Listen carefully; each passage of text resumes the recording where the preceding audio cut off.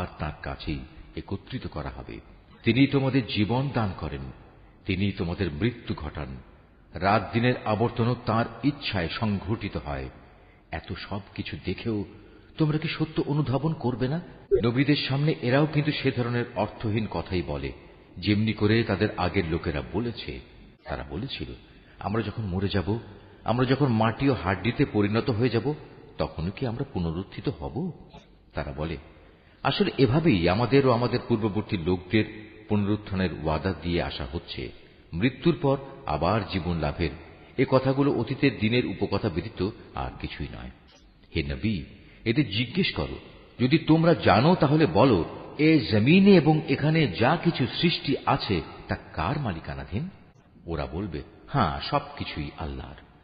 তুমি বলো, এর পরেও তোমরা কি চিন্তা ভাবনা করবে না? তুমি এদের আরো জিজ্ঞেস করো, এ ৭ আসমান ও মহান আরশের অধিপতি কে? জবাব দেবে, এ সবকিছুই আল্লাহ।